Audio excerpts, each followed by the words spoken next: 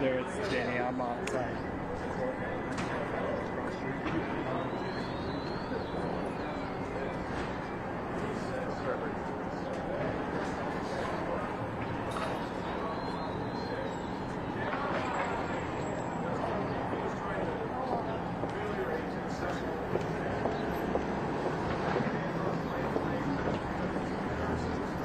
In front of it. Oh no, that's what the lawyers talking now.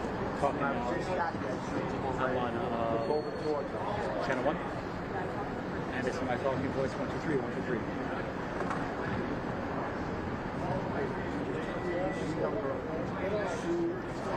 Thank you.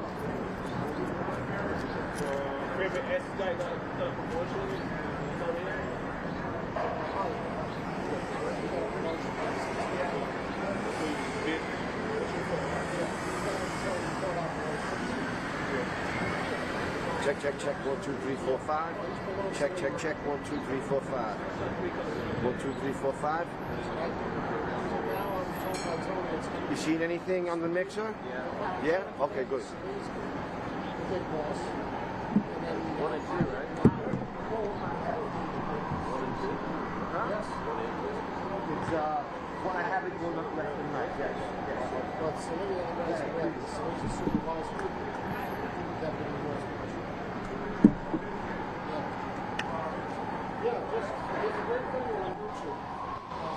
Testing 1, 2, 3, 4, 5, 6, 7, 8, 9, 10.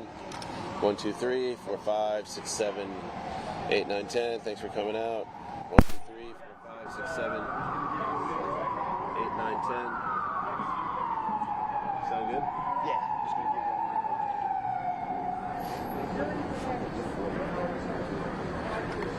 Max it out. You good, Danny? I'm good. Pretty good?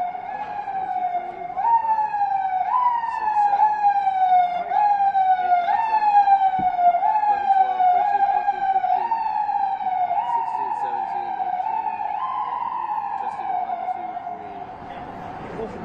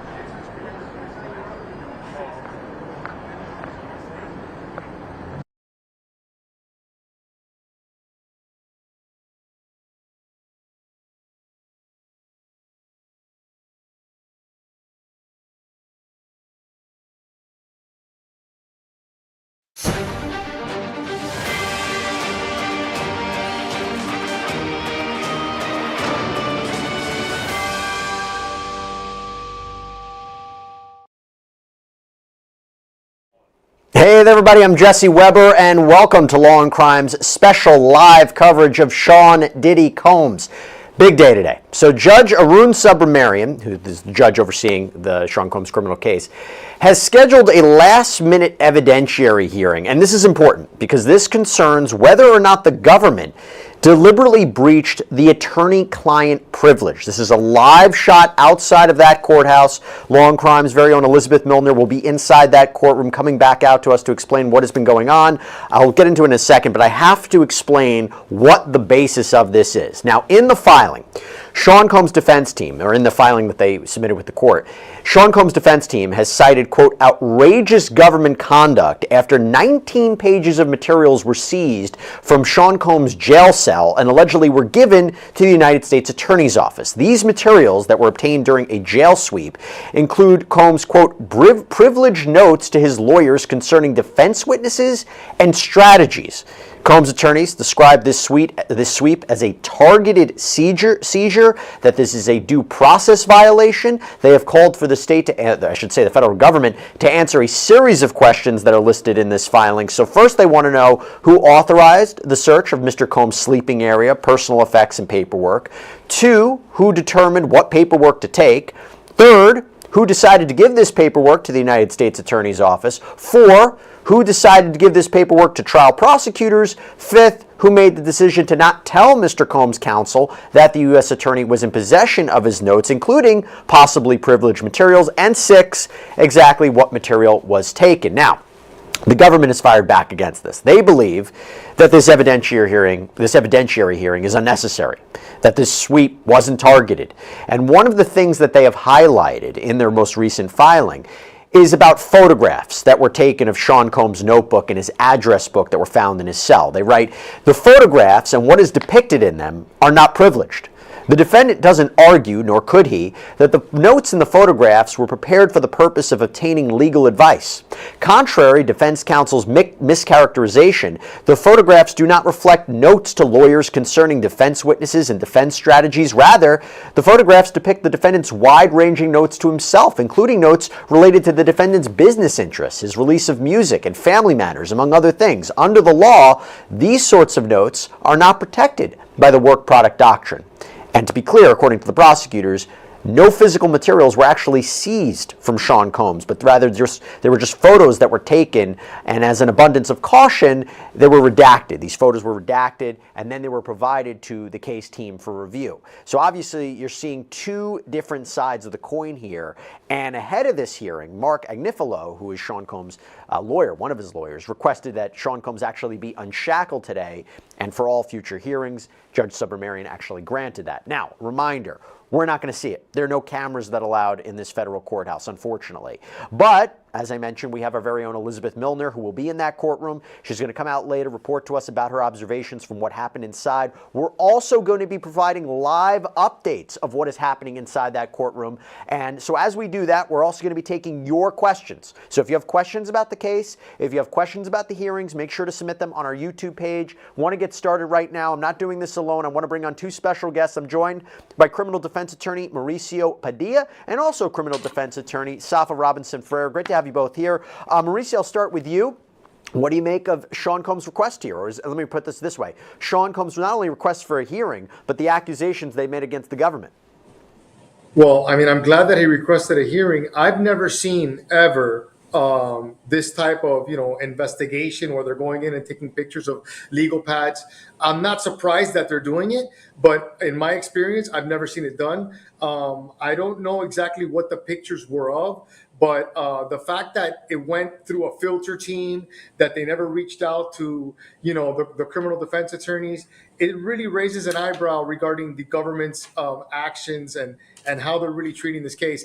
I mean,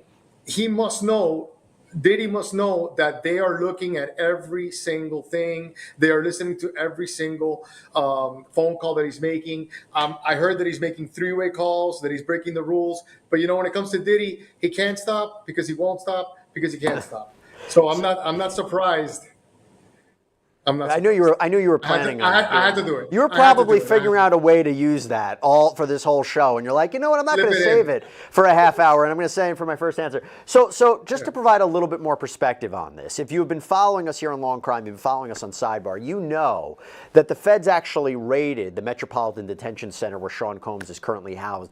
They were doing it was a pre-planned sweep. They were looking for contraband, and what the prosecutor said is during the course of this sweep, they looked into Sean Combs' jail cell.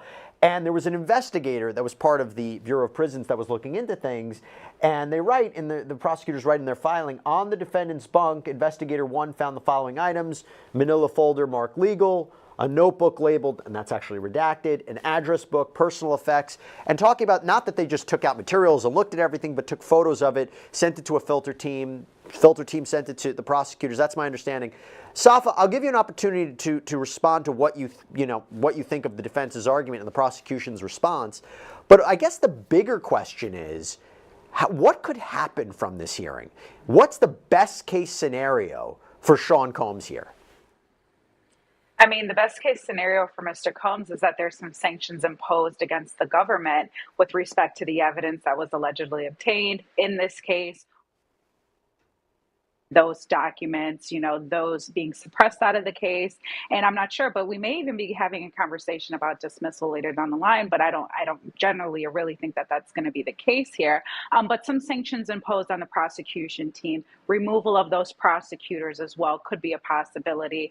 So there's a number of things that the judge could determine to do going forward. So again, as I said, I'm going to provide updates about what's happening in that court. We're also taking your questions.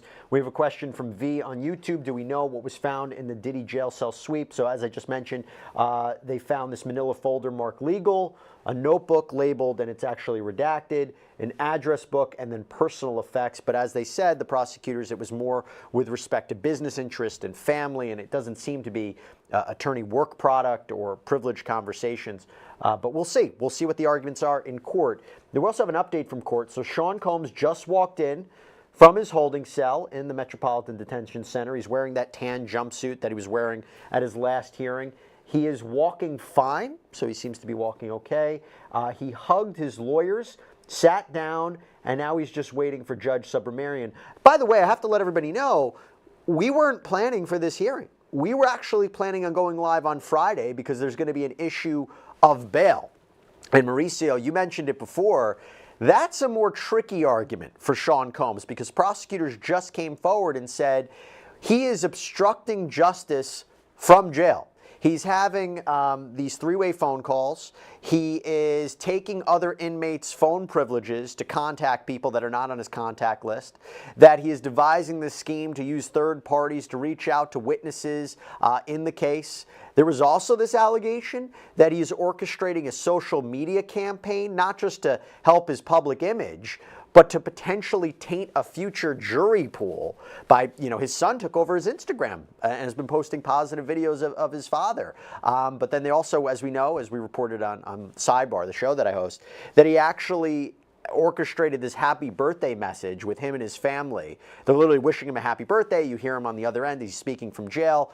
So that seems to be the trickier conversation. We weren't planning for this hearing, but what are your thoughts on the idea of Sean Combs getting let out of jail? I doubt it's going to happen. He's not helping himself. This is not Diddy runs the city like he did before. This is, you're in prison, you're in jail, federally indicted. You had a couple machine guns with altered serial numbers at your house, like a real gangster. When a judge is thinking about whether or not he's going to let you out, he's going to take everything into consideration, including the actions that you're taking right now. I think that someone like him doesn't really understand how close they're looking. I mean, they're literally taking pictures of his legal pads. That's crazy. So they're going to listen to every single thing that you say to every single person, and then get ready for the jailhouse snitches. That's going to happen here for sure. There's going to be the guy that says that he was drinking jailhouse wine and spontaneously blurted out, I did it. That's every single high-profile case. I totally think that that's going to happen. I don't think that he's going to get a bond simply because nothing's changed. So for a judge to, go back on his ruling, especially with a guy like him, he gets out and he starts making mistakes and does something bad, the judge is going to look bad. Yeah, by the way, the standard is much lower. We're not talking about did he have three-way phone calls and obstruct justice to prove beyond a reasonable doubt. It's just the standard of did he meet to get pretrial release, to get bail, and it doesn't seem, unless they can put forward a really compelling argument by the defense, that he's going to be able to justify that if these allegations are taken as true by the court. Okay, some questions. Question from Andy on X: is he shackled? No, he is not shackled because the defense won that motion to have him unshackled for this proceeding and maybe presumably for future proceedings. Here's a question for you, Safa. This is a question from Erica Potter Childs on YouTube. How does an inmate have personal space rights? Now the attorney-client privilege, I understand, but anything else is fair game in jail. So I guess the question would be, what is a criminal defendant's Fourth Amendment rights in jail against unreasonable search and seizures? Well, those Fourth Amendment rights to search and seizure are certainly limited when a person is incarcerated. But the thing is this: at the end of the day, Mr. Combs, he's facing these accusations. He has an attorney. He's always protected by that attorney-client privilege. The search and seizure rights don't supersede his ability to have that attorney-client privilege that's been granted to him by the Constitution. So there's a fine line here. Not only that, but if you've got an allegation that the government is going in doing this prison sweep, generally speaking, those things are done to prevent contraband and other things to have been found or to be in possession of those things, or to prevent individuals from being in possession of those things.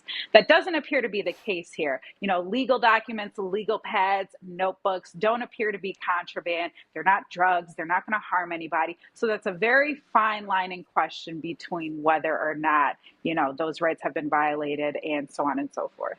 And by the way, the government addressed that in their filing. They said, although pretrial detainees like the defendant retain some Fourth Amendment protections, that does not mean that those rights are not subject to restrictions and limitations. Even when a prison regulation impinges on inmates' constitutional rights, that regulation is valid if it's reasonably related to legitimate peniological interests, meaning about the prison safety and things like that. Although pretrial detainees may have some residual privacy interests that are protected by the Fourth Amendment, courts must weigh those interests against the requirements of preservation of institutional security and order, meaning got to weigh that against what's happening in the prison. All right, we got an update from court.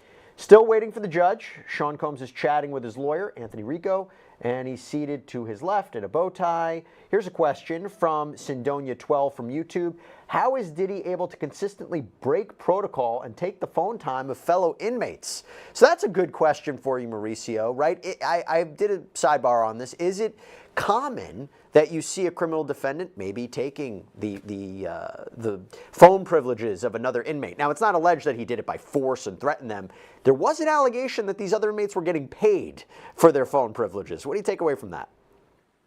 I'm pretty sure that they probably are, but imagine he's probably got a bunch of fanboys in there. He's P. Diddy, he's famous. I'm sure I read an article that people are competing to make his bed and things of that nature. I don't know if that's true or not, but yeah, I'm pretty sure people are tripping over themselves to assist him because they figure out maybe, he can give me money, or he can, he can produce my next album for the inmates that wish to be rappers, which I'm sure there's a bunch in there. But yeah, listen, regarding Fourth Amendment, I mean, when you're locked up, that's somewhere where they do routine cavity searches. So I don't understand what people think that they have privacy rights when you're incarcerated, when they could literally give you a cavity search. That it doesn't get more intrusive than that. So I always counsel my clients, expect zero privacy. They will listen to everything. They will look through everything. They will read everything. And the higher profile the case, the more they're going to care. And I just don't understand. Like, if it's a balancing test with the prosecution, what did you get out of this? And is it worth the bad press? Because this is bad press for the prosecution. I mean, I don't think it spins well for them that they're going through all this and taking pictures of legal pads and things of that nature. In my opinion, it doesn't look good for the prosecution. Before I go to you, Safa, on an interesting legal question, Mauricio, I have arguably the most important question that we have. This is for you. It's about the wine in the jail. How do inmates make wine in jail, Mauricio? That seems to be the question that is dominating our YouTube. Though they get like fruit or anything, they stick it in a bag with water, and then they put it somewhere and let it ferment, and then eventually that's how you get the jailhouse hooch or whatever they call it. And they drink it, and it gets you wasted. It's popular. And goes in conjunction with the jailhouse snitch. The jailhouse snitch always says he was drunk on wine when he spontaneously blurted out, "I did it." It's Food Network style. All right, let me ask you this, Saf. I want to read you. This is from the Sean Combs defense filing, one of their latest filings. I want to read you where they talk about, they say these notes are obviously privileged. I'm going to read you parts of it. Of the 19 pages provided to counsel, 11 pages are Combs' notes to and with his lawyers. These notes reflect actual conversations with his attorneys concerning aspects of his trial preparation and his efforts to be released on bail. The notes refer to defense counsel by name, include discussions of defense experts and witnesses, discuss cross-examination and credibility of witnesses, and overall defense strategy. Mr. Combs' handwritten notes covering legal strategy are now in the hands of the trial prosecutors, who hope to take advantage of the breach they committed to better prepare for the May 2025 trial, bring new charges, and argue for Mr. Combs' detention. And then they go on a little bit later to say if the warning legal on that manila folder wasn't enough, the notes are obviously legal materials that he discusses with his lawyer. They repeatedly refer to his lawyers by name. On the 14th, and then a lot of this is actually redacted, but they said this is clear wrongdoing. The notes are replete with discussions of legal strategy. They all should have been obvious to everyone who looked at these notes, including Investigator 1, who was that investigator from the Bureau of Prisons, and the taint team and the trial team. How does the prosecution argue against that? Well, it's going to be pretty tough. I mean, they've got to get around a number of hurdles, essentially. And to Mr. Padilha's point, this is bad press for them. You know, they have to get around how they got into that manila folder that is clearly marked legal. That's number one. Number two, then we have to go to the point of once somebody is taking photos of this, it's clearly legal material. It's clearly work product. How do we get around, saying that this is okay? And I think that's really a better question for the defense. I hate when prosecutors try to say, well, that's not privileged or that's not Brady material, when in fact it's up to the defense and the defendant to decide what's Brady material and what's important to us, because we are the ones that are crafting and framing our defense. They're not in any better position to tell us what that is. So it's going to be interesting to see how they get around this.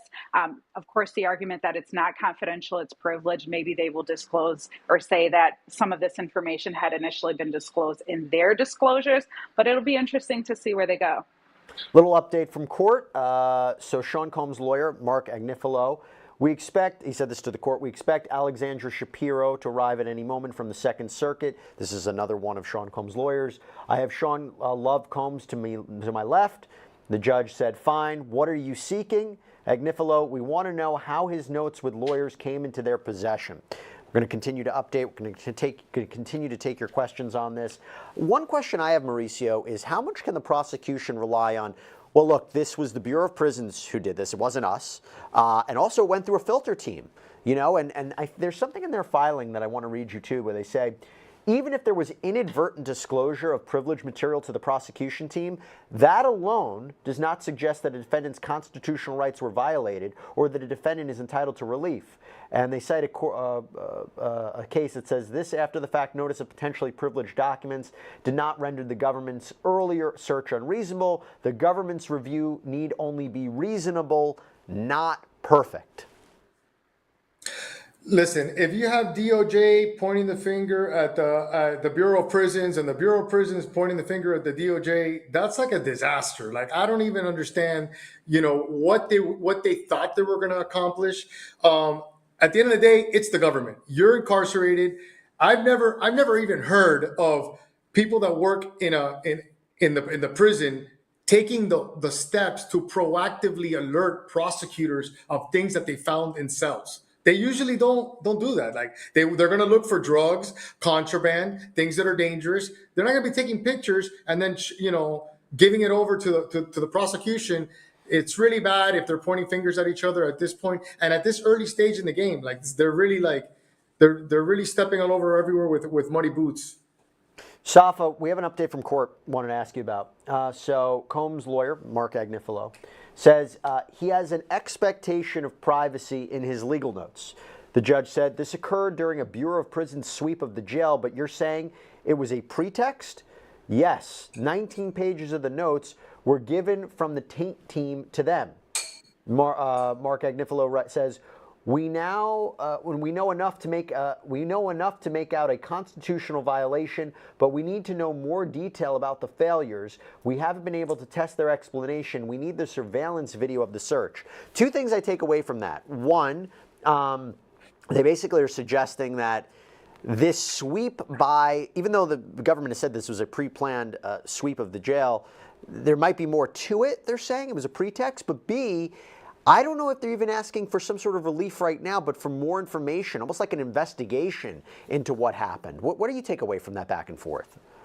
Absolutely. Well, first of all, to the first point, I'm a little skeptical. While this may have been a pretextual search or pre-planned, and this scheduling of this search was prior to Mr. Combs being taken into custody, everybody knows that Mr. Combs has been under investigation since last year. And I would highly anticipate that the government knew that at some point he would be coming into custody later this year or at this point in time now. So I would continue to challenge that. At what point when was that search determined that it was going to take place, or when was it scheduled? And then to your second point, the expectation and things of that nature, again, it's going to be really interesting here, how much they think that they can get around that. So. No, let's talk about that. And by the way, another quick question. This is a question from Tony on YouTube. Is bond going to be discussed today? I don't believe so. I think that's still set for Friday. But going back to, this is the filing from Sean Combs' legal counsel. Mauricio, they write, the Bureau of Prisons sweep was purportedly related to removing contraband at the facility. And by the way, this was reported that they found homemade weapons, they found electronics, they found, drugs. This was all not about Sean Combs, this is about other inmates. But it says, yet Investigator 1 apparently used this sweep as a pretext to conduct a targeted seizure of Mr. Combs' handwritten notes about conversations with his lawyers. Tellingly, Investigator 1 did not report that he had identified and confiscated Sean Combs' notes of conversations with his lawyer to supervisors of the multi-agency law enforcement operation. He went straight to the prosecution team. What do you make of that, Mauricio? If you work for the BOP and you're doing a sweep looking for contraband and cell phones, and all of a sudden you're taking pictures of a legal pad, the people that work with you are going to be like, hey, what are you doing? That's completely targeted. That goes against how they operate. These sweeps are done. They're voluminous. It's work for them, and they got to get it done. For you to take the time to stop and start taking pictures of legal pads and going through his things. And then in addition to that, now Investigator 1 is taking the material that he photographed, where it's not even the norm to do so, to the prosecution, is clearly indicative that it was a target and that Investigator 1 had an agenda. He went in there to take pictures, and it's obvious. I mean, if he wants to argue that he was part of a team and he was looking for contraband, so then why did you stop and take all this time to do this in-depth search of Diddy's legal pads and legal materials? Doesn't make sense. I'm curious to see the prosecution's response, but right now it's still based on the defense counsel's argument to the court. And to give everybody an update about what's happening in that court, and Saf, I'll throw this to you for your reaction about what's happening. So Mark Agnifilo, again, Sean Combs' lawyer. We need the communications of Investigator 1. We need to know the role of the U.S. Attorney's Office on what should be in photographs. The search was for drugs and guns and cell phones, but these are Combs' legal files. And then the judge said, just keep it on the logistics. Mark Agnifilo says, we're not sure if it was Investigator 1 who was the one doing the search, who interviewed Mr. Combs, who went to the area where his legal papers were. Once we know that, we could have a Fifth Amendment transgression. Safa. Absolutely.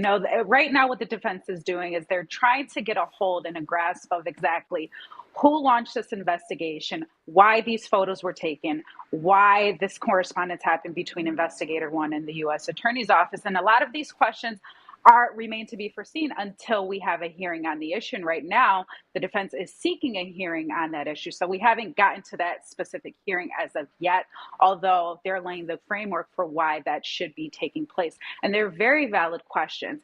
Anything that is created with respect to an investigation must be turned over to the defense, whether it's text messages that a law enforcement officer has created that goes over to the district attorney's office or the U.S. attorney's office, or any sort of documentation, photo, recording, any and everything under the sun has to be turned over to the defense. And so there's definitely a question here as to whether or not that actually happened. What was the motive behind investigator number one taking these photos, and why they got specifically directly to the prosecution team? I have quite an update from court, and Mauricio, I'm going to ask you your response. Sean Combs' lawyer says, we may ask for dismissal of the indictment or for the recusal of the prosecution team. Judge Subramanian said, they used two portions in responding on bail, and you want me not to consider those? They need to hand over the notes. Wow. So would there be a scenario where Sean Combs' indictment could be thrown out or the prosecution team has to recuse themselves? Assuming the worst, assuming this is a violation of Sean Combs' constitutional rights. What do you think? I mean, listen, the defense is always going to ask for the star, the moons, and everything. That's not going to happen. They're not going to dismiss anything, and they're not going to. They're probably not going to, kick the prosecutors off. But that's the correct thing to ask for. You know what I mean? Like, there's other sanctions that are not as drastic. This could end up with the judge giving the prosecution a lecture, telling them don't do it again. Or which probably is going to end up, I don't see the judge in this case doing something as drastic as what the defense is asking for, but he may do something. He may, give him a talking to. And by the way, Safa, we have to be clear that this is not the first time Sean Combs' defense counsel has raised allegations of misconduct by the government. There was a whole series of back and forth and motions that the government, more specifically the Department of Homeland Security, had been leaking information to the media. They talked about leaking the 2016 videotape of Sean Combs purportedly beating Cassandra Ventura in that hotel hallway. They said that law enforcement agents were making inappropriate comments to the media. And the judge actually instituted a gag order, even made a comment, Judge Subramanian, that if it's true some of these comments were being made, it's totally improper. Now, here's an update, too, because Mark Agnifilo told the court, we don't know what the team has. We want to know, and we want the material back while this is pending. We cannot waive his attorney-client privilege. We have to be direct or aggressive. So it just seems, and by the way, so it seems to me, Safa, the fact that this hearing is happening, the judge is at least open to what the defense is saying. Absolutely. And the judge should be, all of these things are issues that could ultimately come back on appeal. So it's best to have a thorough, hearing on the issue, making sure that everybody's crossing their T's and dotting their I's so that we don't have issues for appeal. And that can be an issue if the defense doesn't raise it. And then it could ultimately lead to ineffective assistance of counsel. I think the defense team is being very thorough right now. I think they are being ambitious, but definitely very thorough right now with addressing each and every point that they need to address to ensure that Mr. Combs gets a fair trial to the best of their ability. By the way, we're showing everybody these courtroom sketches. You'll see there's multiple judges because this case has been in front of multiple judges before. It's now in front of Judge Arun Subramanian. By the way, we're taking your questions, not just about the hearing. If you have questions about the overall case, we'll take them too, which actually brings me to a question from B. Denoshi on YouTube. I'll throw this to you, Mauricio. How long will this case take, and how is it going so far compared to how you may have expected? What do you think, Mauricio? I mean, I think it could take, 6 months. It's a high-profile case. They got a lot of people on it, a lot of boots on the ground. Wait, just to be clear, 6 months, you think the trial, or you thinking the trial, or how long? Because this is scheduled for May of 2025. What do you think? Then it should go in May of 2025. I mean, I think that they have so many people working on this that they should be ready. And I'm pretty sure that the defense has a client that's itching to get out of there. So they're going to want to go. Now, I assume that there's voluminous evidence simply because if you can't get the machine guns with altered serial numbers out of your house, I'm pretty sure that your hard drives are chock full of bad information and videos and pictures. So I'm sure that they got a lot to deal with, but I'm pretty sure if they gave them a date in May of 2025, that they're probably going to be ready to go. We have some updates from court. We now have the prosecution's response to what's been happening. Safa, so the Judge Subramanian, by the way, this is a live look outside that courthouse. No cameras allowed in the courtroom, but we're doing our best to update you about what's happening. So the judge says to the government, what happened here? Why were they taking photos of Mr. Combs' notebooks? AUSA Mary Christine Slavic says none of the prosecutors had contact with them. The judge said, but Investigator 1 was monitoring Mr. Combs' communications in and out. The judge said, is this a Fourth Amendment violation? AUSA Slavic, so again, this is the prosecutor. The BOP investigator works for the BOP, the Bureau of Prisons. He's focused on safety, and if the defendant is in compliance with BOP rules, he was not. If it is true that BOP gave us the info. What do you make of that back and forth, Safa? You know, it doesn't really answer the question, in my opinion. And here's the thing.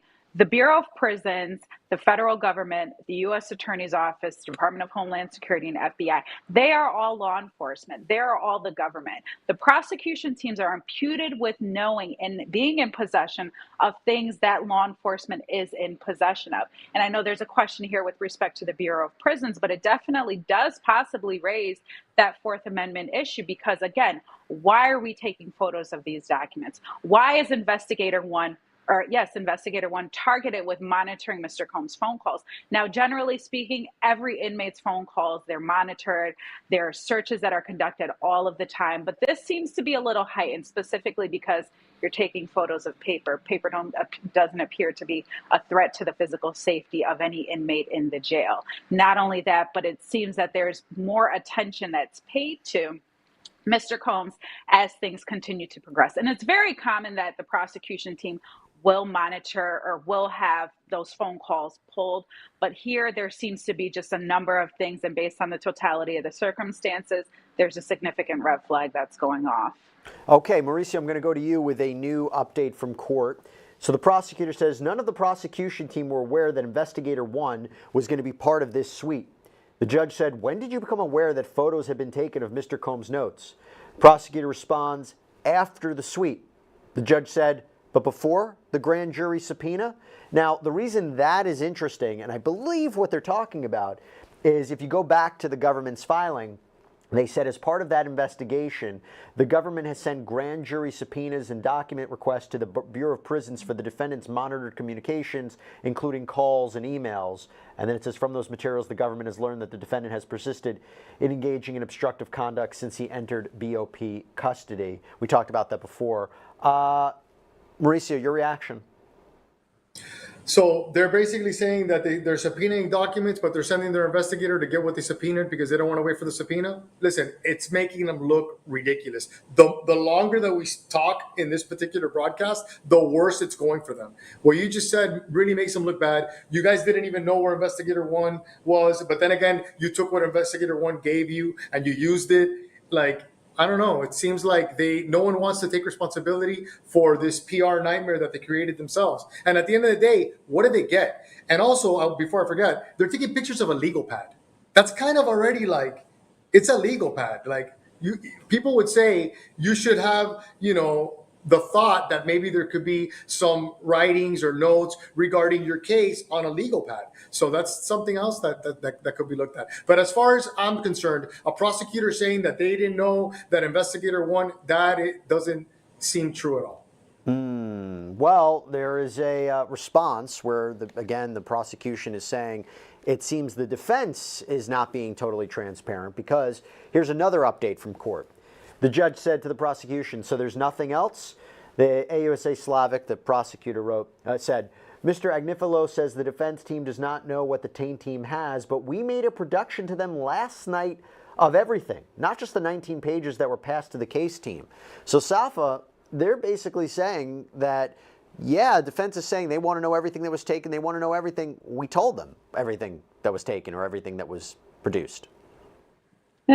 You may have finally disclosed it because you knew that this hearing was coming forward today, but this should have been done long ago. Not only that, but I think at this point, what's important is to get Investigator 1 into that courtroom, put Investigator 1 on the stand to make a determination as to how he was directed to get these documents, who he spoke to, how he came to the decision to photograph those documents, and so on and so forth. So I really think that's where we are, is having Investigator 1 come on the stand. That's going to be the answer to all of our questions. I have a question from Susan LeBlanc on YouTube. So no cameras through the whole court process? Unfortunately, no. We do not allow cameras in federal court, New York federal court. I could talk forever about how I think that's a mistake. I think there should be cameras in the Supreme Court as part of transparency. I think it's better for the public to see it. We get to see the evidence ourselves. No more rumors, no more speculation. It's a good thing to see the judicial process play out, but unfortunately, I am just a host on Law and Crime. I am not the chief judge anywhere yet. We'll see where this goes. Anyway, we got an update from court. Prosecutor says, these materials were obtained as part of the government's covert ongoing grand jury investigation. The judge responded, is it standard procedure to photograph notebooks rather than take them so it could be known they were taken? Prosecutor said, I don't know. Who wants to answer that one? Just a really shoddy investigation. Again, and to Mr. Padilla's point earlier, is if you issued grand jury subpoenas, then why do you have to have investigator one go in and photograph specifically what you seem to be looking for? It doesn't make sense. It's really shoddy. It's really fast and loose. I don't know what the prosecution team is thinking on this. Let me ask you this, Mauricio. Let's say, for example, you tell me, could this affect what the government said they found in terms of obstruction? You know, we have the phone calls, we have these third-party calls, we know what Sean Combs has been doing behind jail, and this is further evidence of obstruction. He shouldn't be allowed in. Is there anything that could happen today that could affect his chances of bail on Friday? I don't think so. I think they're completely separate. One thing is whether or not he's a flight risk. One thing is whether he's a threat to the community, as a whole, and the other thing is the prosecutorial misconduct that they're engaging. I don't understand how you say it's a covert grand jury investigation, but you started off saying that it was a random sweeps. Like, which is it? It can't be both. Well, they could say it said we were continually investigating what he was doing behind prison. And look, this sweep happened. We didn't order the sweep. They ordered the sweep, and it just so happens during the course of the sweep, bada boom, this came up. Right. So the covert investigation was investigator one in with everybody else that was conducting the random sweep, and then went straight to Diddy's cell to photograph. So that's targeted. That's the definition of targeted. I want to read. In my opinion. That's fair. That's fair. The judge might see it that way. So this is an update from court. The prosecutor said, we are not required to notify the defense of our ongoing investigation of criminal conduct. We receive these materials in an appropriate channel. Whenever we get new information, if there's reason to believe there's privilege, it goes to the filter team. Safa, walk me through that. How, if you goes through the filter team, is everything okay? Absolutely not. Because who determines what's appropriate with the filter team? You're asking the government and the police or law enforcement to police themselves. There's no outside check and balance, from a defense or from any other administrative board to say, yes, provide us with that documentation. We, as an outside, source or organization or agency, will then determine if it's appropriate, if it's confidential and privileged or anything like that. So essentially, it's the government trying to police themselves and cover up some things that they maybe inadvertently or targeted and wanted to get in and is now in their possession. Well, I have another update from court on that. And by the way, if you have any questions about what's happening today, if you have questions about the case in general, please throw them on YouTube. We'll address them here on air, live look of the courthouse. So Mauricio, the Judge Subramanian, says if they were verbatim notes of his meetings with his lawyers, how would you know without asking the defense? And the prosecution responded, our filter team does a serious job. This investigation was covert. We had a lot of information before charges were brought. Thoughts? Who is this filter team? Like, who are these people? Like, I really have never worked in a case that had a filter team. Today was the first time I've even heard that the term. I'm assuming that it's prosecutors or people that work at the prosecutor's office. I don't know who they are, but I, as a defense attorney, don't trust them. They're probably part of the government. So I really don't understand why, if you just label them filter team, that they're not part of the government, part of the prosecution, and part of the problem, of the ongoing problem. Yeah, I'm trying to look in their last filing if they give a description of who the filter team is. There is this interesting part. They says, as is consistent with the practice in this district, the filter teams review segregated, potentially privileged materials as evidenced in the redactions contained in the photographs. This approach is eminently reasonable. Here, where the photographs related to the government's ongoing covert grand jury investigation, the government had no obligation to seek defense counsel's view of the privilege determinations made by the filter team. Safa, I'll give you an opportunity to respond to that.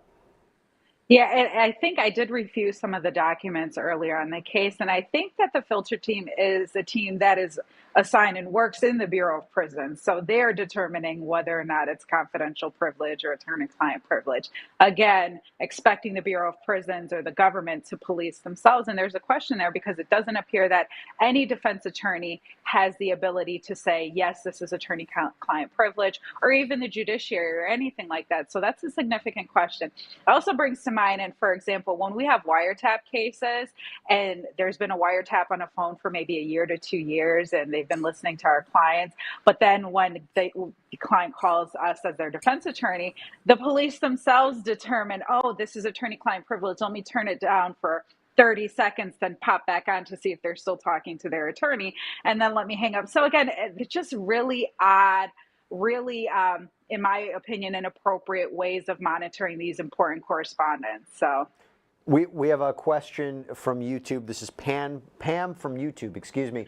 Mauricio, I'll throw this to you. How would anyone know if it's legal talk on that notebook or that it's him trying to get illegal messages out to others? Why would they go on faith with a high-profile criminal?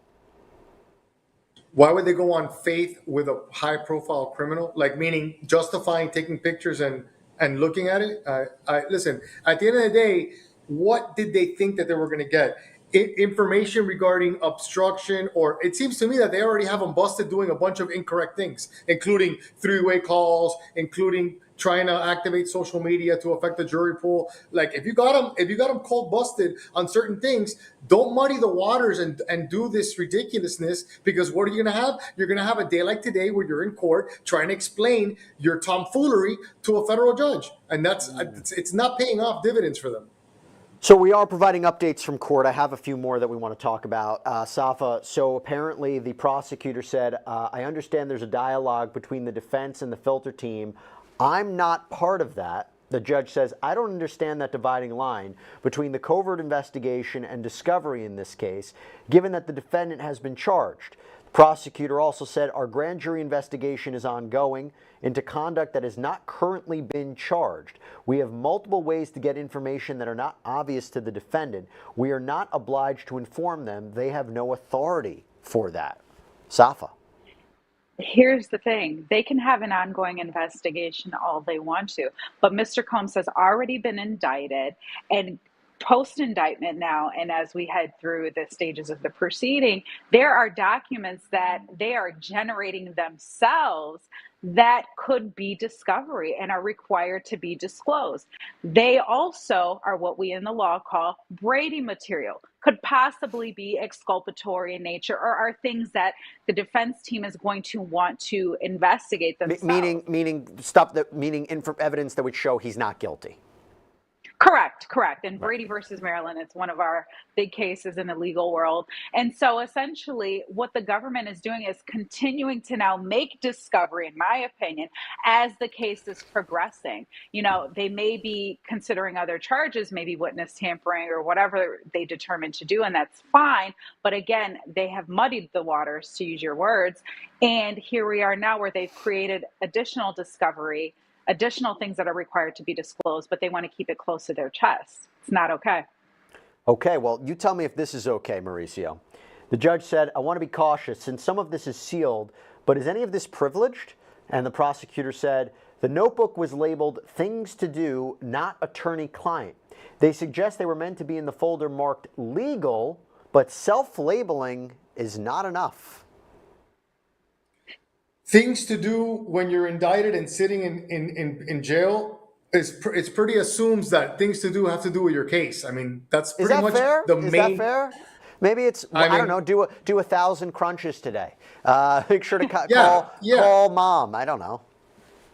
Yeah, but I'm sure that in that notebook, things to do, and you have this looming indictment, is going to include some things that have to do with your legal defense. You know, and it's not okay to just go in there and start photographing things and trying to get an upper hand. At the end of the day, I mean, they have a pretty strong case. I don't understand from my perspective. And this whole thing smells like a superseding indictment.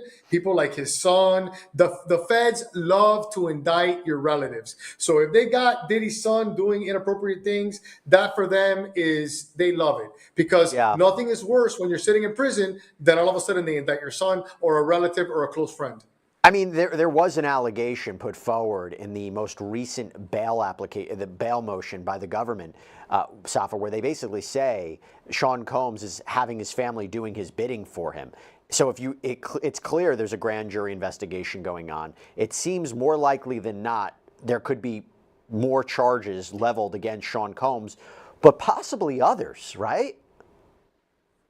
Yeah, absolutely. And I think that's the way that the government is trying to, of course, frame it. I think one of the important things here and what everybody is kind of on edge about is the possibility of witness tampering.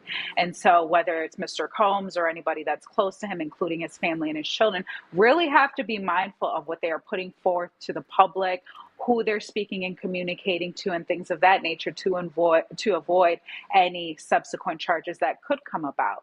That's one thing. The other thing I'm going to say is, and I think that the government alleged in the bail application or in the opposition that Mr. Combs' son was using social media to allegedly taint the jury. And one of the things we have to remember is that although a defendant's been charged and they're incarcerated, it doesn't stop the real world and life from going on. If a family wants to celebrate their birthday or their loved one's birthday, they should be able to do that. Mr. Combs, of course, is a high-profile individual who's got tons of followers on social media, and there are people that still do, believe in him and enjoy his music and all of those sorts of things. And so what I'm plainly saying is that Mr. Combs shouldn't be robbed of the ability, or his family shouldn't be robbed of the ability to celebrate him in whatever way they see fit. I always found that to be a little bit of a stretch, that argument. Well, he's posting, birthday videos. His son has taken over his Instagram and is posting messages about, posts about his rap career and music videos. I think that in of itself might be a little tenuous to say, oh, that's going to influence a future jury. We don't even know who the jury is. It's not like trials tomorrow. But also, he might have a right to change the public narrative about him nonetheless. He's a public figure. That one always felt a little rough around the edges. There would be a different allegation where they were saying that, and this is something that I thought was really interesting, is the prosecution essentially identified one of the key witnesses in this case and made the allegation that Sean Combs had pressured her to make a public post. This was before his arrest, that basically said one of the allegations in one of the lawsuits was false. So that would be a little bit different. Okay, I have another update from court. This is from the prosecutor. I think, again, talking about what these materials are or what was seen. These include action. So again, I think this is about things to do, Mauricio. I'll throw it back to you. Mm-hmm. Prosecutor says these include action items for non-lawyers. That's not privileged. Their information about family members' birthdays, also not privileged. We point to the Lumiere decision by Judge Rakoff. We are happy to engage with the defense. What are they talking about? I mean, it seems to me that they're talking about whether or not the actual information is privileged or not. They cite case law. The problem is that most people, including lawyers that do this for a living, have never seen this type of behavior. Like, they're going out on a limb. For everybody, the legal community, the community at large, and the public is looking at them saying, really, guys? You guys are in there photographing, his manila envelope that says legal on it. You're going through his legal pads. So the prosecution can cite whatever case they want. At the end of the day, the public is going to think whatever they want. And as of right now, it looks like if they're really trying to find evidence that they need, it makes them look like needy, which I don't even think that they are needy. I think they have plenty of evidence, but they're greedy. They want more. They always want more. And I've always predicted that at some point, I know Diddy's was active in politically. I think they're going to go after some of his political friends. I don't know. That's always the next game. Who are they going to go after next? I don't know. We'll see. Yeah. But I tell you what, talking about looking ahead, there's a mention of the bail argument on Friday. So latest update from court right now. The judge said, how about agreeing that I should not consider these two excerpts in your opposition to the bail motion? And the prosecutor says, I think that's right for the bail argument scheduled for Friday. The judge said, what about putting them in a vault? They are inspirational messages. Kind of hard to talk about what they're referring to, but it seems to me at the very least, Safa, that there might be parts of the bail motion that I mentioned that the prosecution can no longer argue for Friday, maybe? Yeah, so I think there's an allegation that's been made by the defense here that whatever information had been obtained by the Bureau of Prisons and was ultimately turned over to the U.S. Attorney's Office was used at some point during some bail application. Which one, I don't know. So I think what the judge is essentially saying here is in preparation for tomorrow's bail application, which they possibly have filed their papers in advance of that, request in opposition and the prosecution's opposition to the defense bail application, that some of the information that was obtained through the search and was used in that application will be kept out or stricken. So the judge will basically instruct himself, well, I'm not going to consider these things. We're going to act as if they don't exist. Maybe it's about that whole section about the birthday messages. Maybe the judge is saying you can't use that stuff anymore in support of your opposition to bail. I'll tell you what, we're going to take a quick break. When we come back, we have a lot more to talk about. I think I have to sign off my guests. Yeah, I have to sign up my guests. It was great having both criminal defense attorneys, Safa Robinson-Ferrer and Mauricio Padilla.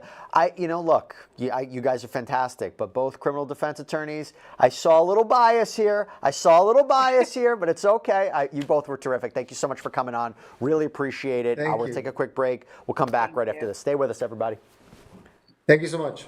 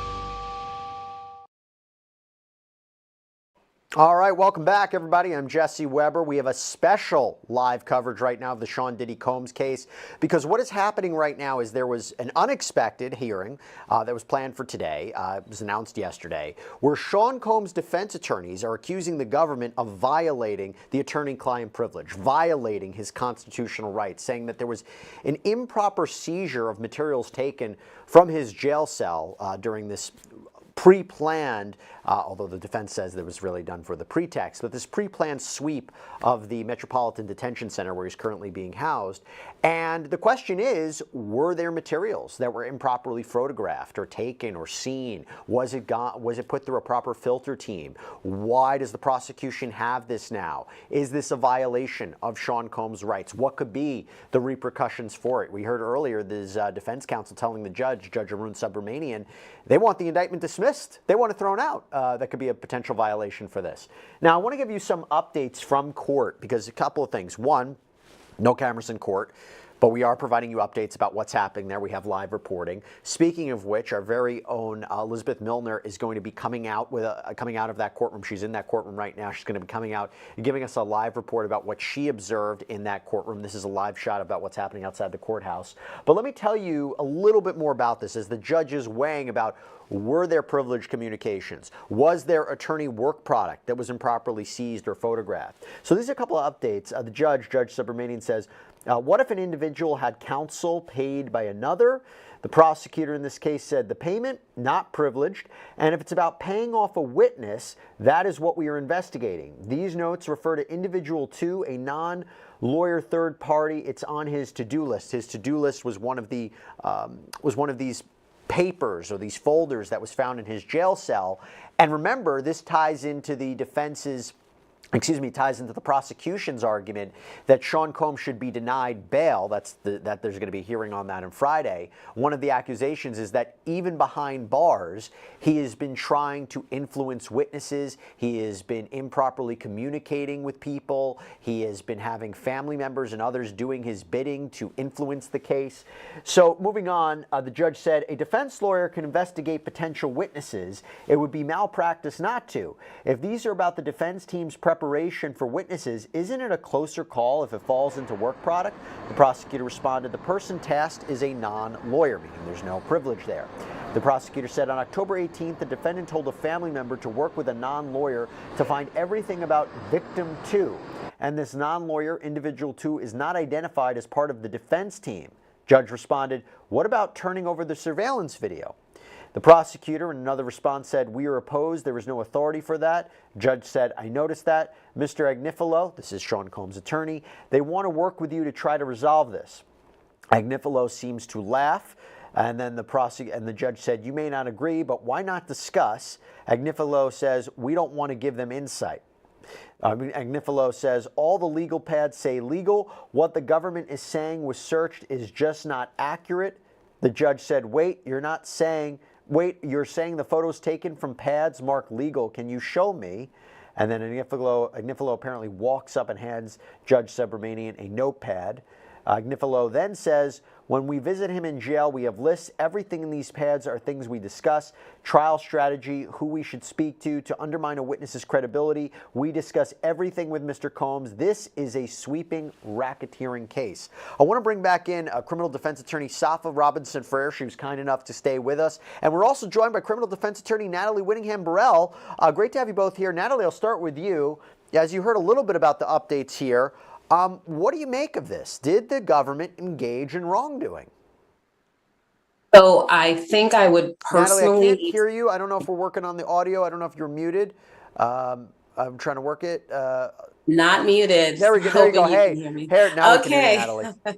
Well, I am of the opinion that I would need to see the work product itself, or the materials to see. But certainly here, the prosecution did not take, I think, the necessary steps to safeguard attorney work product communication information, because even if they've given it to this so-called clean team, they have seen it. The police have seen it. And so there is a possibility here that they did violate his right to attorney-client communication and privilege. It's very, very possible, depending on what was in those materials, and things that are marked attorney-client, work product are clearly attorney-client work product, and they should not be looking at it.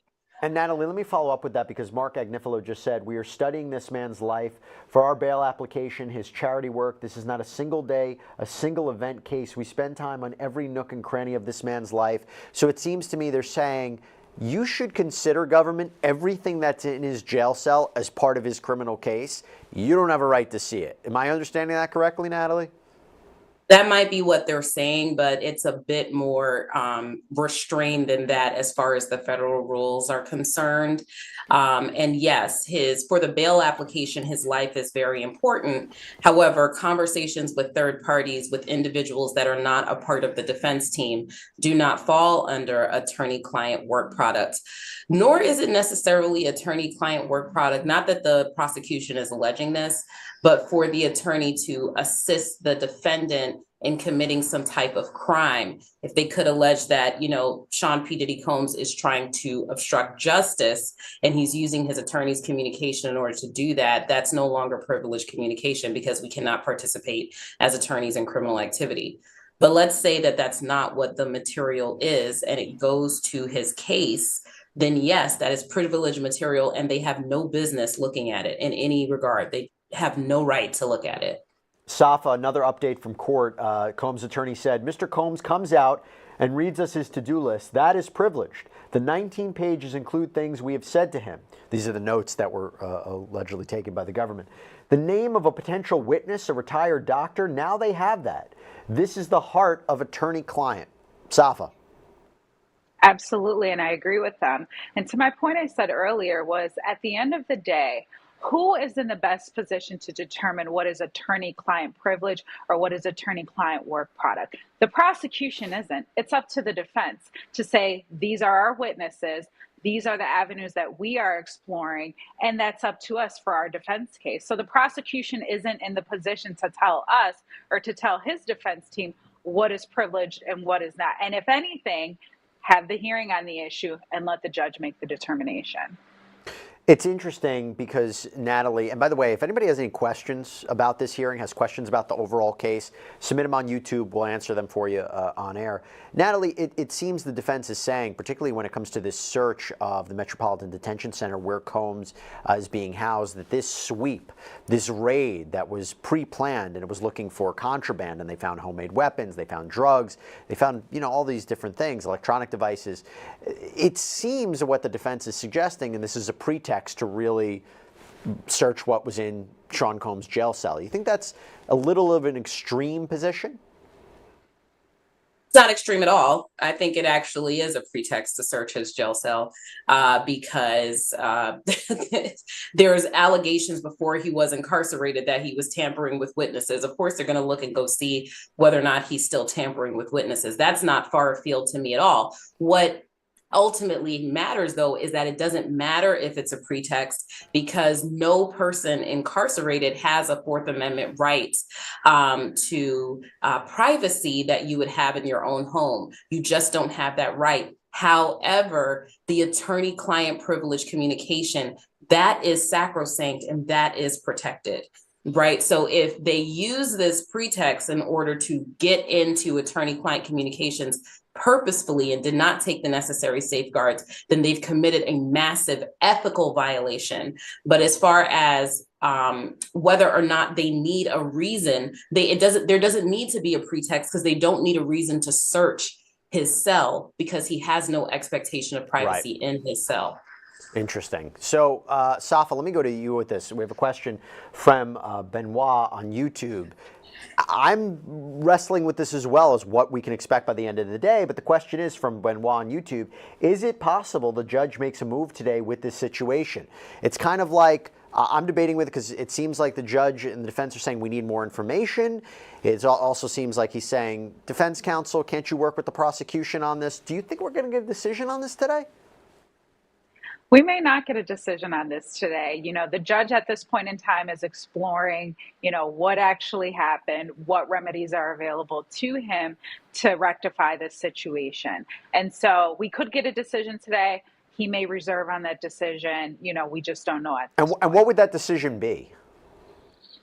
Whether or not what's included in those documents is a breach of that attorney-client privilege and relationship, and if so, what sanctions will the judge impose?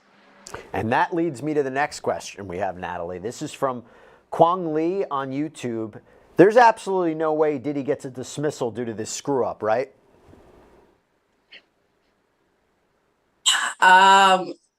Prepare yourself, guys. So it just depends on the facts of the case.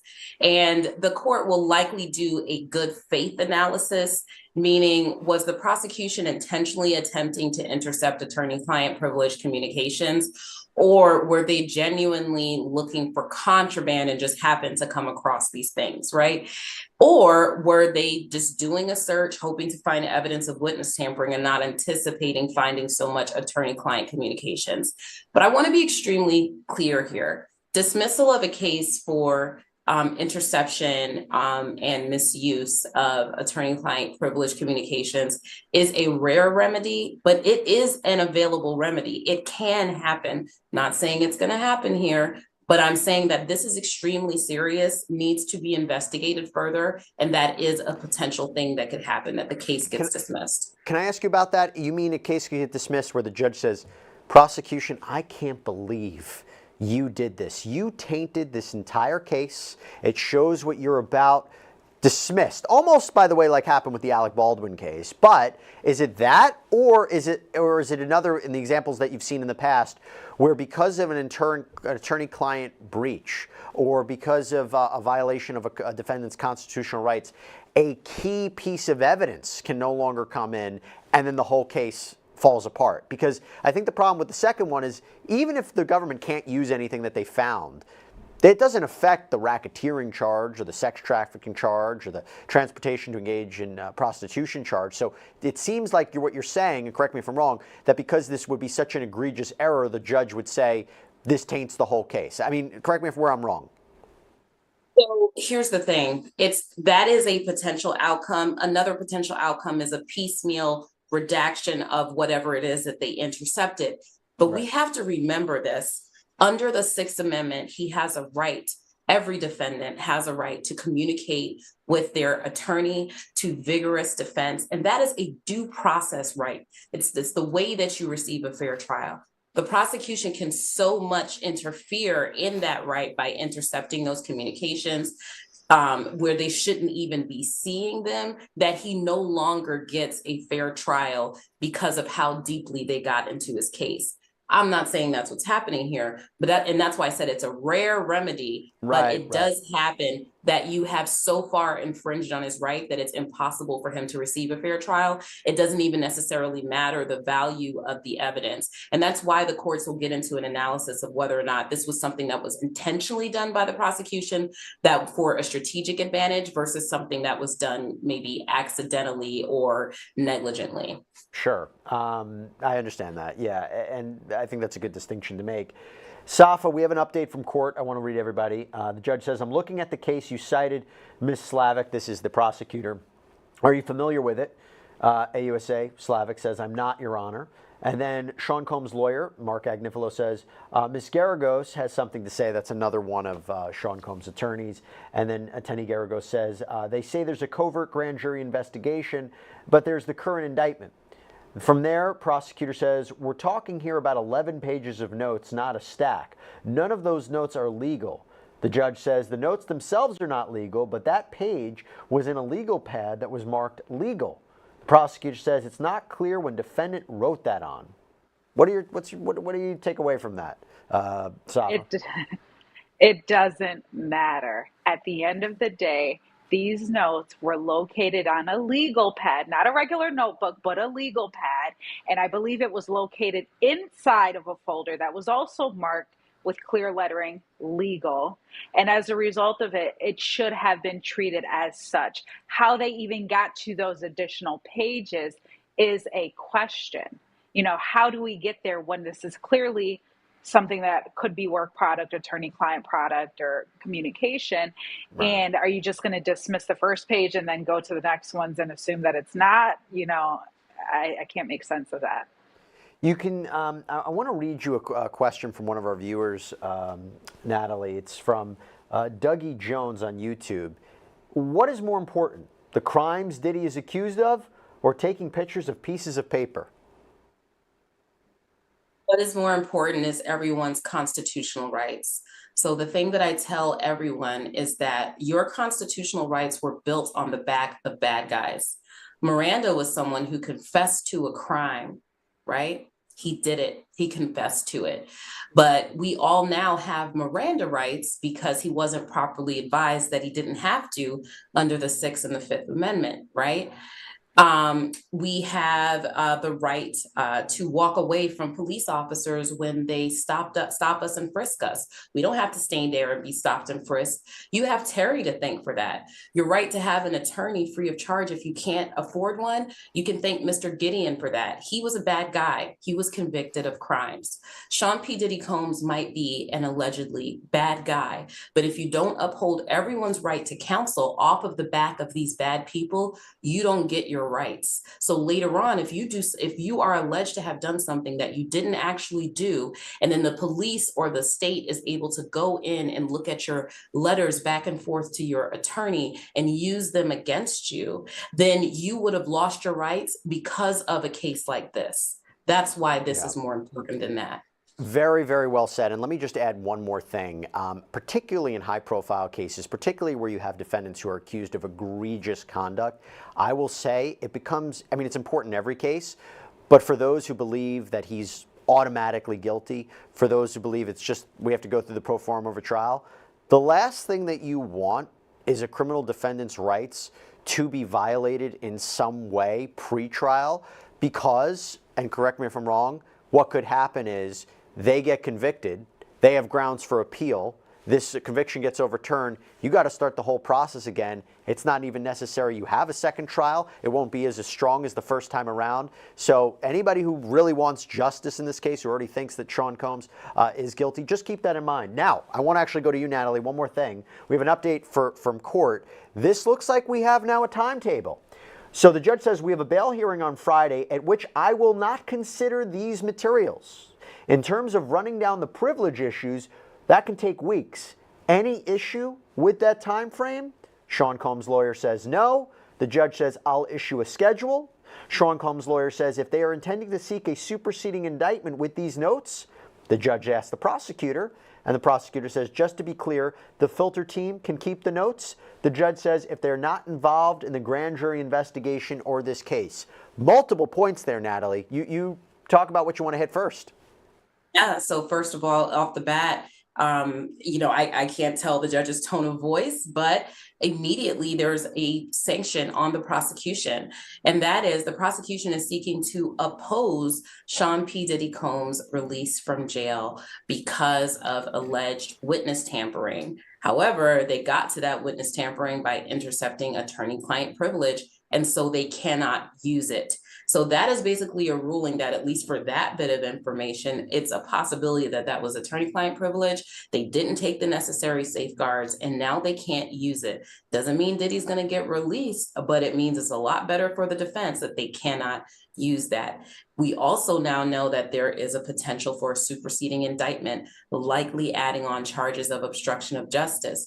But if it's found that that indictment was generated as a result of the violation of attorney-client privilege and work product, then more than likely that indictment is not going to stand. They might have killed their own case by the way in which they gathered this evidence. So those are the things that pop up in my mind. Saf, I'll give you an opportunity to respond if you agree with Natalie, but also throw this out. We have a question from Tiffany Marcinak on YouTube. If not a dismissal, which doesn't seem to be what the case is, I wonder if this is used to grant him bail. So again, the question is, how does this affect Friday? Definitely. So I 1000% agree with Natalie to answer your question first and foremost. To the issue of bail, I don't think that these things are going to be considered for bail. And in fact, it appears that the prosecution tried to use some of this information in opposition to Mr. Combs' bail application, but the judge seems to be striking certain parts from that opposition or is not going to consider those parts of that, of those documents or whatever they might be for the bail application. Big update from court. Okay, So this is interesting. First, the judge says, Sean Combs' lawyer says they should preserve the video. The prosecution says fine. This is the part I want to address. So, Natalie, the judge says, what about the Jeffries case in Eastern District of New York? Talking about Mike Jeffries, who was arrested on sex trafficking. The judge says the government released him on a $10 million bail. This is in the Eastern District of New York. Be prepared to address the difference there, and the prosecutor says it's very different. That was one of the arguments, Natalie, that Sean Combs' defense team raised. Another high-profile individual. Why does he get $10 million bail and my client doesn't? Wow, the fact that the judge might be entertaining that. Yes, I think that's very interesting. I don't know with the Jeffries case if there's any allegation of witness tampering. We know that before this raid and the interception of attorney-client work product privilege, the prosecution had already raised that Sean P. Diddy Combs was reaching out to witnesses, but that was a bit more ephemeral. They couldn't exactly say what he was saying to these witnesses, and he had not yet been indicted. And now with the judge saying he's not going to consider the new information, they are going to have to distinguish him from the other case. Why is that important? Because it's important to have fairness across the board, right? So similarly situated defendants charged with the same thing should have similar bail and release conditions. There shouldn't be differences if they're pretty much the same. So that's very interesting. And I'm think it's going to rise and fall on the previous allegations that were made of witness tampering. So I want to let everybody know that the hearing is over. The judge is now going to see both parties on Friday for that bail hearing. We plan to cover it here on Law&Crime the very same way, but I don't want anybody to go anywhere because we're waiting for Elizabeth Milner to come out of that courthouse, give us an update about what she observed inside that courtroom, including what she observed of Sean Combs. Did he make any statements? Did he say anything? Did he look in a certain direction? Because something's still probably going on in that courtroom. He might be, maybe he said something or motioned something to his family. It'll be interesting to hear. And also things that weren't picked up during the course of this these live updates. But what's also interesting is I don't think we're going to hear any press statements, Safa, right? I don't think we're going to hear anything from the prosecutors or the defense because there's a gag order in place, right? There's only so much that they can say. I mean, it's about not disclosing certain information about the case. It's not about, they also can't reveal grand jury material. Do you anticipate we're going to hear any pressers after this? I don't think so. And if anything, I don't think that we're going to hear from the prosecution. And I think it's best at this point for them to keep quiet, considering the tire fire that's been created and why we're even having this discussion today. That's number one. Number two, if we hear a statement from Mr. Agnifilo, that is a possibility. But right now, I think it's best that everybody just sort of takes a pause and kind of keeps quiet, especially with the defense. They could be looking at a huge win for their case, and they don't want to say anything or do anything that could potentially jeopardize what's going to come down this coming Friday or in the future for their case. Got some questions as we wait for Elizabeth to come out. The question from Cole on YouTube. Why did the judge consider the Jeffries case before? I guess it's why didn't the judge consider the Jeffries case before? I would say the timing of it, because Sean Combs had already been denied bail twice. Then Jeffries gets arrested and charged, and this issue hasn't come before a court yet. There was Sean Combs' team was actually appealing this to the Second Circuit Court of Appeals, paused that in order to now argue this in front of the most recent judge overseeing this case, Judge Arun Subramanian. So again, he seems to be the first judge to handle this issue and has already commented on it. All right, so I have a question for you, Natalie. This is from Bright Essen on YouTube. So because it seems like he got a relatively early trial date, does that mean his case will be resolved much more quickly than usual court cases of this magnitude, or will it take years and years? It will take years and years, but I'm doubtful given we're just in the pretrial release stage. We haven't even gotten to motions, right? I doubt this case will be tried on the currently set trial date, hopefully not years and years, but these prosecutions do take a long time.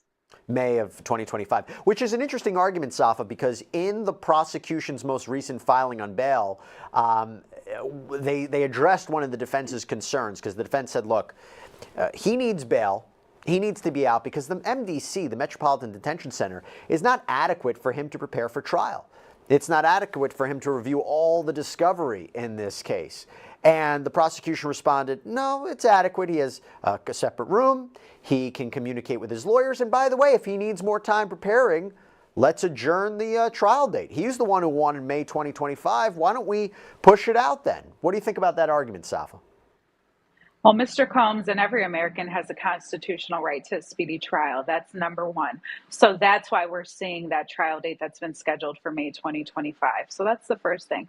Not only that, but it's always easier for us to meet with our clients and confer and all of those sorts of things with our clients out of custody.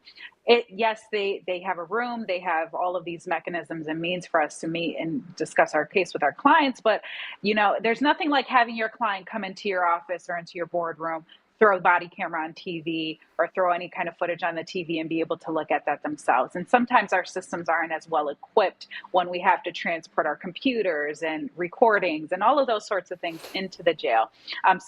More often than not, it's always easier, and it's definitely best for us to have our clients out of custody as we continue to prepare for trial. And it makes for a more meaningful defense when we're able to do that. It is interesting, Natalie, thinking about this issue of bail on Friday, which I think is going to be fascinating. I've been following it for weeks. Because if you take the prosecution's arguments as true, that he has been improperly contacting people from jail, that he's been using other inmates' PAC numbers to make phone calls, that he's been engaging third parties to reach out to witnesses, the question becomes, why should we trust him on the outside in what would essentially be a home prison, 24/7 monitoring, visitor logs, only family members would show up? Because the prosecution is saying he's enlisting family members to do his bidding. He might get the security team to bend the rules a little bit. You think it's a stretch for him to make bail on Friday? Going to be difficult for him. He still remains a flight risk, just as a function of his wealth. And he does have particular allegations against him. We can't really think about the ones from his jail cell. The other ones, though, that he has massive power and influence over people. And so the government's best argument is that the only way to control and stop that so that they can have integrity in their case is to keep him incarcerated so that they can legally intercept his communications. Because like I said, he has no right to privacy. All of his phone calls will be intercepted. So that is the strongest argument for the prosecution. But then on the other side, did the prosecution kind of give that up by overstepping their bounds and intercepting his attorney-client communications and making it so that he cannot safely prepare for his case because he must always be in fear that the government is going to go in and try and get into his trial strategy? Safa, your thoughts on bail on Friday? I don't think that, unfortunately, Mr. Combs is going to make bail. It certainly is a possibility, and it'll be interesting to see how the judge takes those two cases into consideration. The likelihood of him getting bail, I doubt it. There doesn't appear to be a significant change in circumstances either, but for the disclosure of the attorney-client privilege information. And so if the judge looks at that and says, hey, this is important enough to me, this was so egregious on the prosecution's part that I'm going to grant Mr. Combs bail because I want to safeguard his rights and ensure that he can prepare his case with the integrity of his attorneys, then I'm going to grant that and I'm going to allow it. All right, tell you what we're going to do. Safa, we're going to sign you off. You've been so generous with your time. Natalie, stick with us. We're going to take a quick break. When we come back, we're hoping to get Elizabeth Milner on, who is inside that courtroom. She'll give her perspective, her observations about what happened there. Stay with us. We'll be right back right after this.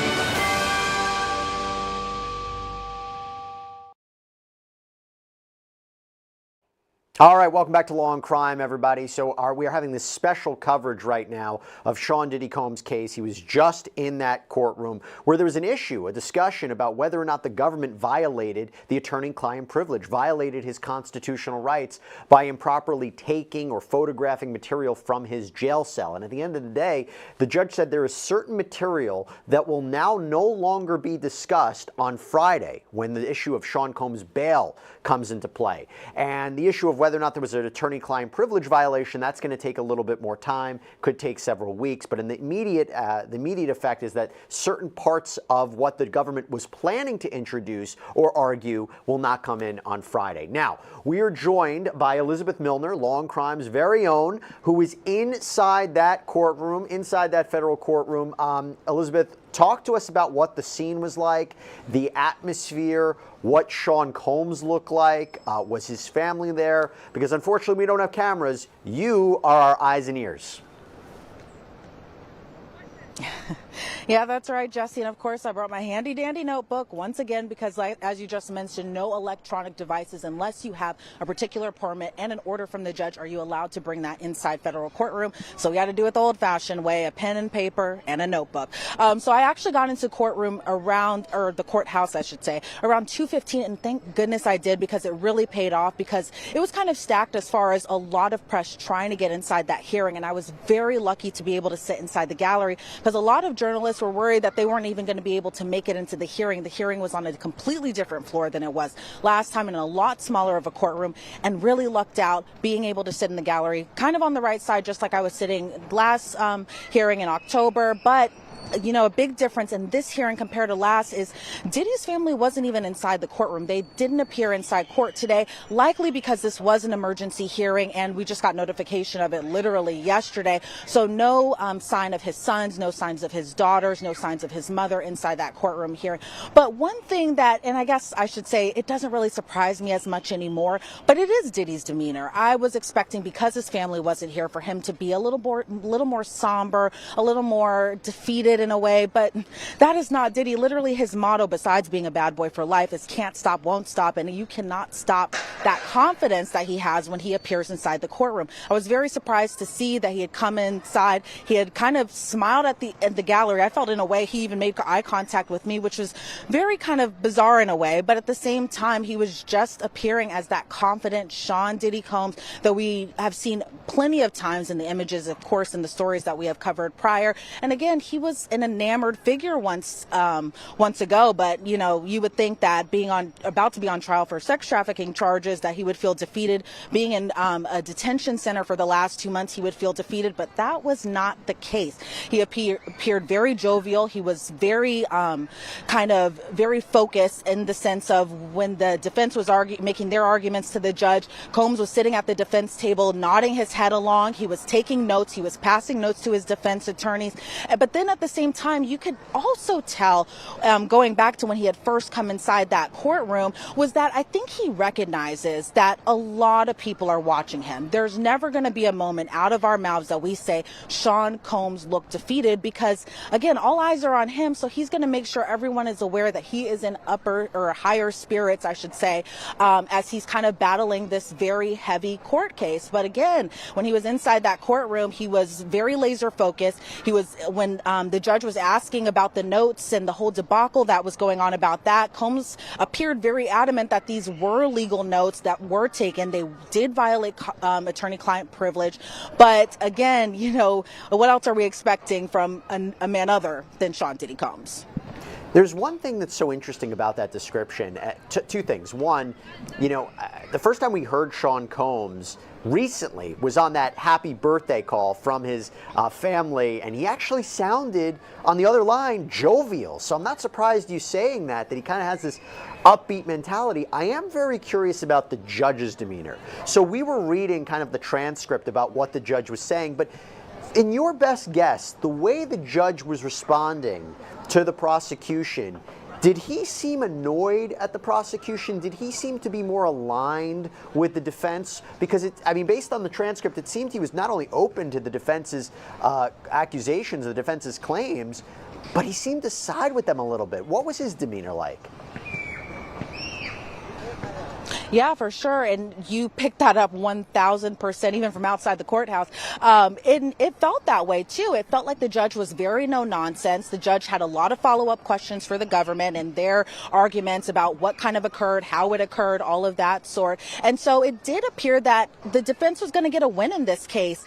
Obviously, we're going to have to wait and see how Friday all plays out. But I gather that the judge was very much no nonsense when it comes to kind of siding with the defense on whether or not that Fourth Amendment and that attorney-client privilege was violated. And I thought for a second there, the government didn't sound as kind of put together as they should have been, because in this case, when you're dealing with somebody like Sean Diddy Combs, you have to cross your T's, dot all your I's, and make sure your ducks are in a row. So I was actually kind of surprised at the government's arguments of everything that kind of occurred, where it was either that, they didn't feel the defense needed to hear or see these types of items. They didn't feel that they needed to be in their possession. And so the judge kind of called them out on it. And I was very surprised that, thinking that the defense would get a win in this argument, but we're going to continue, to wait and see how this all plays out, especially on Friday.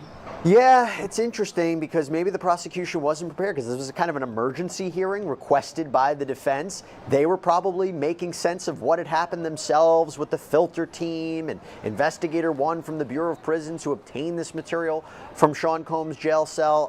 But look, interesting development. We're going to cover more on Friday. Elizabeth Milner, thank you so much for coming on. Really appreciate it.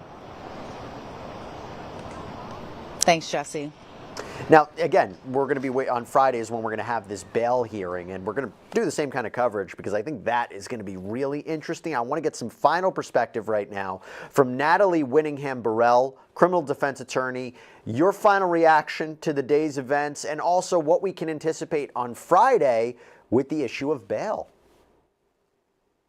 I think that we should prepare to be surprised with bail on Friday, because although it is more likely than not that Diddy will remain to be held, he now has an avenue for release. And my major impression here is that the prosecution made a huge mistake in intercepting that attorney-client privilege communication. They could have had that clean team do the raid and then hand over all the items to the court so the court can make a determination of what's attorney-client privilege. They didn't do that. And I think that's why Elizabeth is expressing that they were kind of caught flat-footed. They made a big, big strategic error here by doing that. And so I do think there will be some more ripple effects from that. I mean, clearly it is at least a little bit negatively impacted them going into the bail motion on Friday. Natalie Winningham-Burrell, thank you so much for coming on. Always great seeing you. Thank you, Jesse. Thank you for having me. Now, as I said, we're going to cover this on Friday, but before I do, I have a very special announcement for you as well. If you're looking for a deep dive on the Sean Diddy Combs case, well, guess what? You need to be subscribed to Wondery Plus, because Law&Crime is going to be launching a brand new podcast series called The Rise and Fall of Diddy. It launches on December 4th, and guess who it's hosted by? Me. Yep, very excited to be a part of it, so hopefully you can check that out. Again, on Friday is when we expect this bail motion hearing. We're going to do the same thing. We'll do live coverage, take your questions, take your thoughts. Again, thank you everybody for submitting them on YouTube. Thank you so much to my guests. Thank you to Elizabeth. We will be covering every aspect of the Sean Diddy Combs case as it progresses on our live channel here on YouTube and also our various shows. Thank you so much, everybody. Have a great night. I'm Jesse Weber. I'll see you next time.